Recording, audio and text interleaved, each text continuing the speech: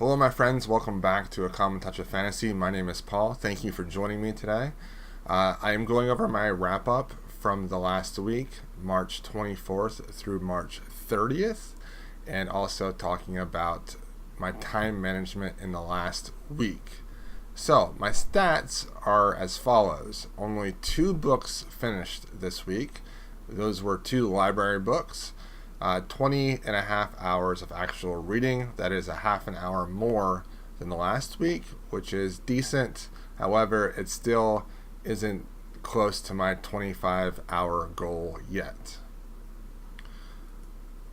Last week, I didn't listen to any audiobooks. I took a break from audiobooks and got caught up on podcasts.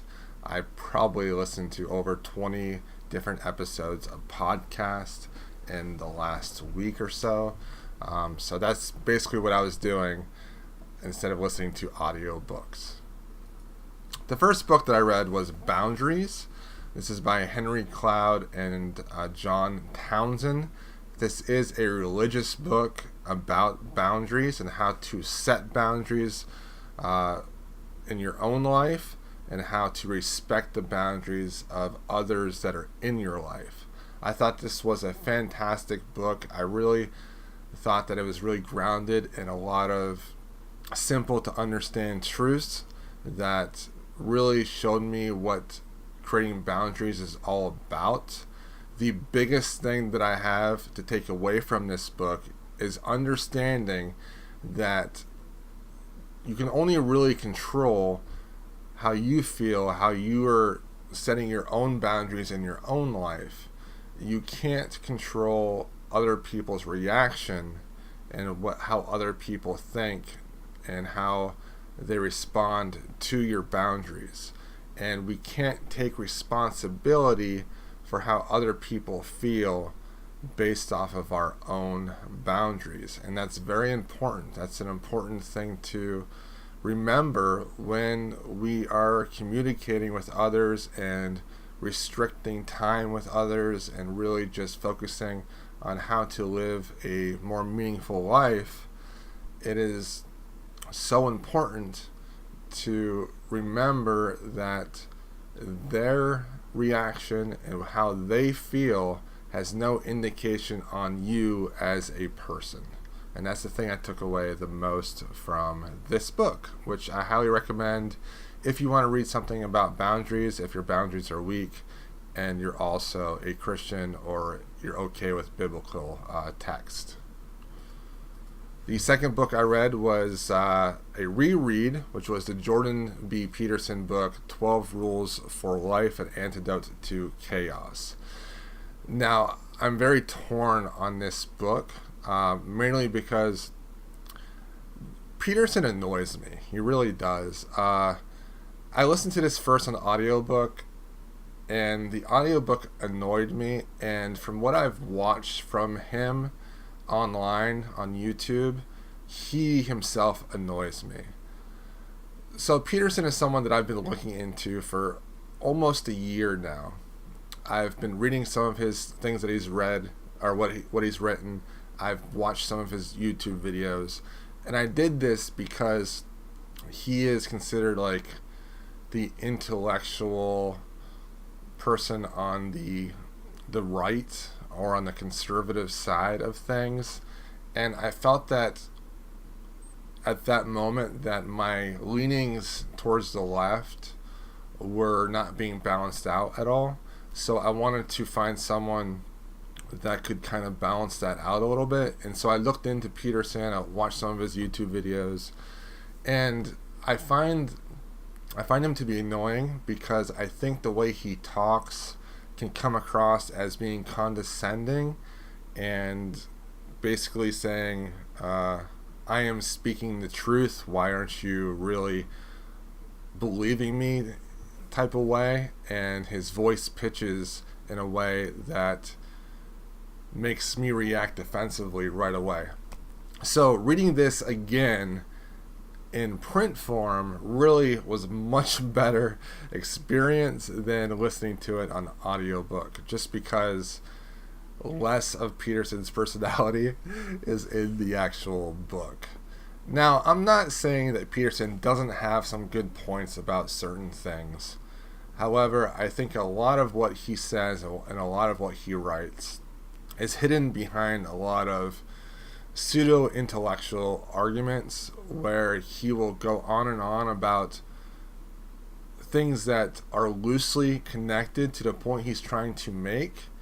And yes, he is a presenter. He knows how to capture someone's interest when he talks or when he's writing. And sometimes you get lost in what he is trying to actually say because of all this bloat that is around his talk. Now, I do think that he has some good points at times. However, I think he tries to make truth into this very simplistic idea, and I think that things are very complex.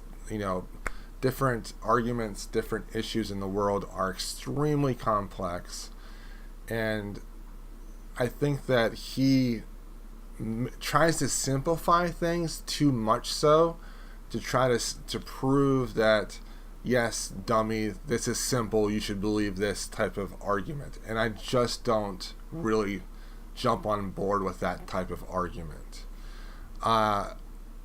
However, he does balance out some of the more postmodern ideas that are really relevant in society right now, and some of his ideas can be a little bit radical.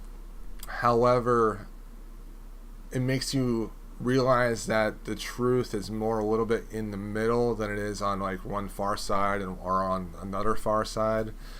And he's a different individual to talk about, because putting myself in a public forum like YouTube and talking about the specific political ideas that he espouses, especially on BookTube, which is a very liberal-leaning platform, is a dangerous thing to do, just because you don't want to say something and have the thoughts that you're saying not be specifically filtered enough to be PC enough that allows people not to get upset with you.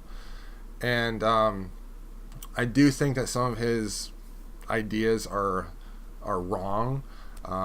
Things about his gender ideas and some of his feminism ideas. I do think that some of those he's like anti-gender, feminism, things of that nature. I do think that he's wrong on some of those points. However, there are some points that he brings up within the context of those arguments that do need to be brought up when it comes to those specific ideas. So, in all, I enjoyed reading it much more than listening to it. I don't subscribe to all of his ideas. He does use the Bible a ton, so if you don't believe in a Bible, if you're an atheist, then a lot of what he says will not work with you whatsoever, because he is basing a lot of what he's saying on biblical truths. It was an interesting read, and it was interesting to reread this right after listening to it and try to get my own opinion on him as a person and his ideology. I've learned through this about myself that I can see the benefit of different people's views on the world, be it someone on the far progressive left, or on the right, that sometimes I can be a little bit, I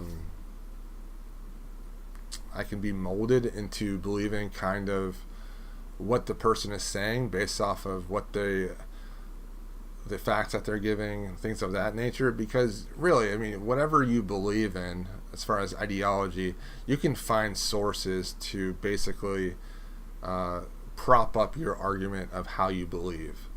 But just because of that doesn't mean that what you believe is 100% correct. So I'm just always been the type of person and this is before I even thought about politics. Even when I was a little kid, I always thought that the truth is somewhere between the two extremes, and that if we can figure out how to communicate with each other about the things that we really need in society and how we want society to change, and to really have open discussions, I think that things would be better. But as far as Peterson himself, I'm not a huge fan. The book was okay. It wasn't the most amazing book. And his rules for living basically are very simplistic.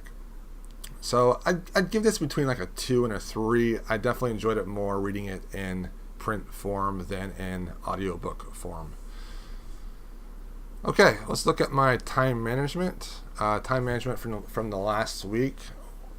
Reading was pretty good. I read 20.5 hours. Movies, television, 7.5 hours. I watched Aquaman, which was a fun movie. It wasn't amazing, but it was fun. It looked cool, and it was something to do on a Saturday night. Friday night, actually. Computer time was only 3 hours. This was pretty low, actually. I was surprised by this. I wanted to watch YouTube more, but I just didn't get a chance. My phone usage is 3.5 hours. This is about where it's probably going to stay, I think, because I am using my phone in the most constructive way and in the most idealized way. And I think that how I'm using it now, I'm happy with it.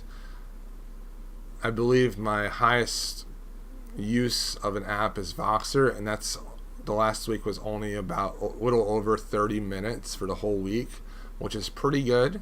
The other things that I'm using at the gym, I'm using while walking around, podcasts, things like that.